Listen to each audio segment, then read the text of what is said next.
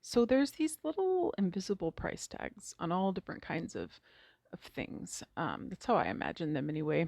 Like technological advancements come with an invisible price tag. There's a price that's going to be paid eventually. And we don't really know what the price is most of the time when we make the purchase, when we take something on and make it commonplace practice. Um, and some of the price tags may be worth it.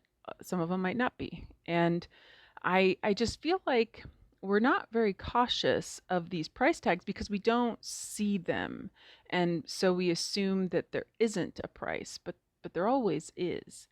Um, and just for example, looking back, let's say, hundreds of years, we sometimes we laugh about people like acting like it was so like being against books, right? Being wary of books. But if you look what happens when the books did take on and people freedom of access to information, all that kind of thing, the technological advancements that happened following that were definitely much faster than they had been at any time before and changed life drastically. And some of those things were good things, debatably, and some of them not so good.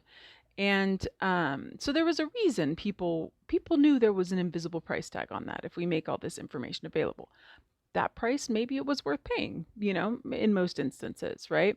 But um, but nowadays we have things like smartphones, and there was big price tag on that one. And the value of it is hard to evaluate because we are so used to them now, and it would be difficult to go back. And that's one of the things that to me is an invisible price tag of its own. I put off getting a smartphone for as long as I possibly could just because I was like, I'm happy without one.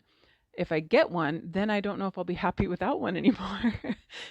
And so but smartphones have made it so our brains work a little differently. Like we are not used to pondering or wondering anymore because we have something we can quickly look everything up on. We are constantly in reach of everybody. People can contact us one way or the other. They can call, text, send messages on messaging apps, whatever.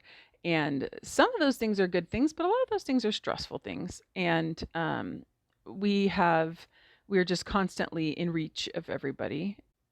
And so, anyways, it's changed. There's been a price tag, whether that's personal decision on whether or not that price was worth it. But there are lots of other things, even interpersonally. I honestly, I think about the whole thing years ago, the women's liberation movement and everything, which I absolutely understand that there was a reason for it, but it's definitely had a price tag. Nowadays, because like originally it was kind of women fighting for the right to be able to work and do these things. Now it's like women must work. And like the economy has adapted to it. So most families need two incomes now, whereas before one income was sufficient, but prices of things have changed, everything's gone up, and so it's like it's required now. But then there's a lot of us who are single, and it's very difficult to get by when you're single, and depending upon your financial status, what kind of work you do, everything. But it's one of those price tag things, and there's a lot of other things that have been affected by that as well, or the types of relationships and stability of relationships has changed. And I'm not going to say I know exactly what or how, but it definitely was a huge effect of that.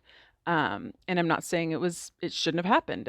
There's evolutions that happen in things, but sometimes we are really quick to jump into a next evolution and not really be aware of what the price tag is. And sometimes, like coming back to cell phones, there's a lot of things that if we had known, we might have done a little differently as far as regulating them at the beginning, because the effect that it's had on the younger generations and like junior highs and high schools has been huge, and it's not been very good side effects there. And it's really it's really one of those things that if we had known a little bit more about what kind of price tags we were looking at, we might have been like, okay, we'll take this part of it, but we're not going to do this. You have to be a certain age for in order to unlock the features of these things, or apps that say 18 plus, you can't just type in a birthday. You actually have to have an ID or something to prove, because that's one of the things that to me is so silly, is like nobody is going to like, obviously this isn't regulating it. Like everybody just types in a fake birthday and downloads stuff that's not necessarily age appropriate. And so anyways, and I'm not going to go deep into all that stuff, but I think if you do go deep into it, you find that there's some pretty dark fallout from that. And but nowadays the thing I notice, like, I don't keep up with news, and I don't, because it's just too depressing for me.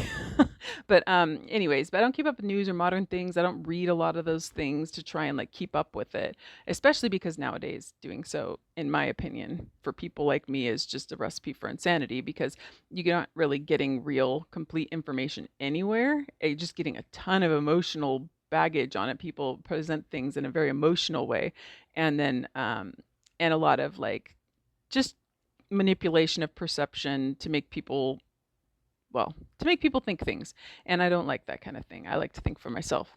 But I do hear every now and again, like I see, what do you call it, like headlines about the AI stuff up and coming, and I'm familiar with a fair bit of it. Like I've used a couple things here and there, but it's one of those things that I'll hear people concerned about things like they're going to take all our jobs, they're going to take over the world, and I don't know, maybe they will. I mean, who knows?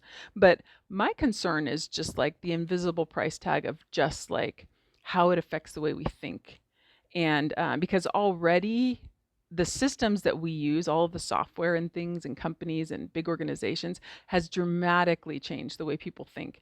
And it has made operating within those systems ridiculously complicated, because people are asking questions while their brains have been changed to their system, right? Like I have 5 boxes I can check. If you don't say one of these boxes, I don't know what to do with you, because I can't put it in the system. And so even if I understand it, if I can't get the system to understand it, then we can't do it. Like that kind of thinking.